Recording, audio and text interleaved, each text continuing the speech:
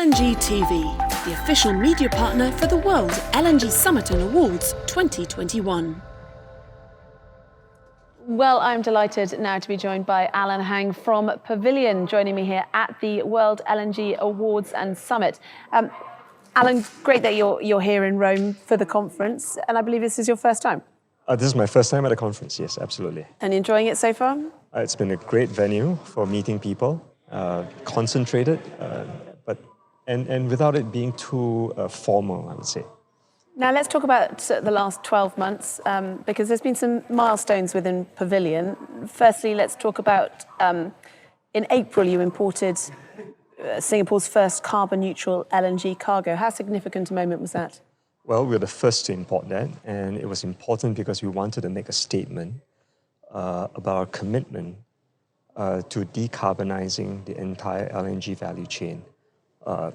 It might seem like just bringing it cargo in and offsetting it against carbon credits, but what we are really doing is pricing the carbon offsets into the entire value chain so that people recognize that there's a cost to emissions. We can then work collectively to lower that emission level and for a cleaner fuel. And another important milestone, I guess, in the last 12 months. Talk to me about the statement of greenhouse gas emissions, SG methodology, together with Qatar Energy and Chevron. How did that come about? Well, it all started when we were trying to tender for a new tranche of LNG.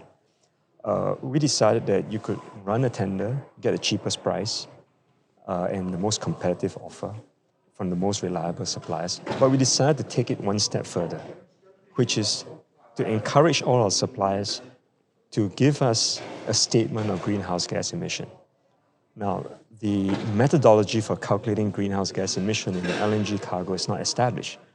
So we decided that we were going to put it in our request for quotation to develop that methodology and to commit to it, and for the supplier to then provide us a statement each time they send us an LNG cargo.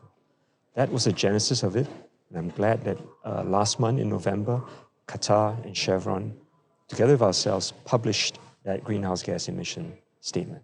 You are pioneers in trying to achieve decarbonisation across the whole LNG value chain. Why is it so important to Pavilion? Well, first and foremost, we're in the gas and LNG business. Gas, as it is already the cleanest fuel, but it's still a fossil fuel. We recognize that, and we need to find a way to facilitate the transition to cleaner fuels.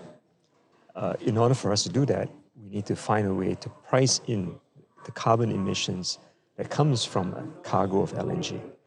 Now, once we're able to assess the emissions that each cargo brings, we're able to then look at it and say, how do we abate the carbon emissions along that value chain?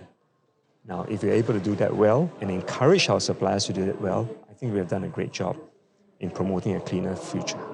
How do you feel that the industry broadly is doing when it comes to trying to decarbonise the value chain? Well, I think most companies have been working on trying to minimize methane emissions. I think what we did was we took a step further and encouraged our suppliers to actually measure it before they send us a cargo, essentially giving us a statement of how much greenhouse gas it emits. So it's a commitment. It's like buying a cargo on price, on specification. Now it comes with a greenhouse gas statement. Now that's really important because then it puts the pressure on everybody working in the supply chain to abate the carbon.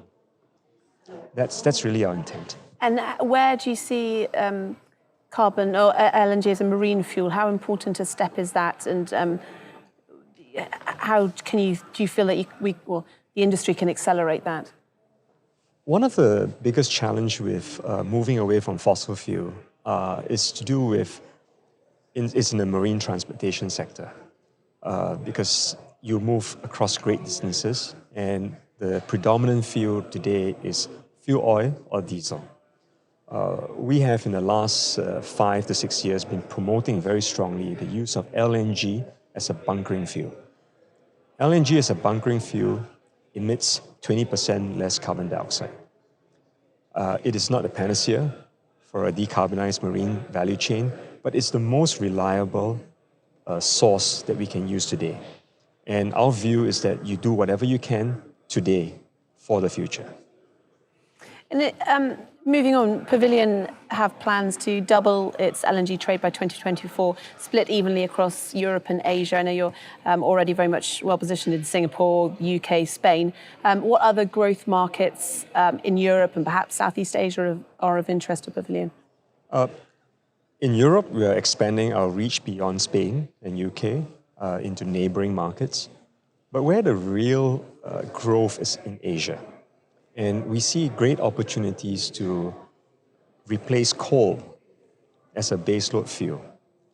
There will be renewable options in some of the Southeast Asian countries, but they also need a supply of clean energy to supplement renewables. And that's where gas comes in. We see huge opportunities to grow the gas market in Southeast Asia in the next 10 to 20 years. And has that been accelerated, or where do you feel that the fallout from COP26, has that left the industry, and particularly with Pavilion? I think the COP26 has made some definitive statement about the reduction of coal use. Maybe not as much as people want it to be, but it's been quite specific to say that they will reduce it. It's been quite specific in setting emission targets reduction in the near term by 2030. And I think these are very positive steps towards driving the industry towards cleaner fuels. Clearly, COP26 just prescribes the framework and some regulatory intent. Details have to be worked out, and this is what we need to watch out for in the next years to come. Yeah, are we at a pivotal point this year? I mean, it's obviously been a very different 2 years, 2020, and then this year seems to the LNG industry have really bounced back very well. What's 2022 look like, what do you think? Well, I think most people will recognize that in 2020, we went through the lows, and in 2021, we're experiencing volatility and the highs.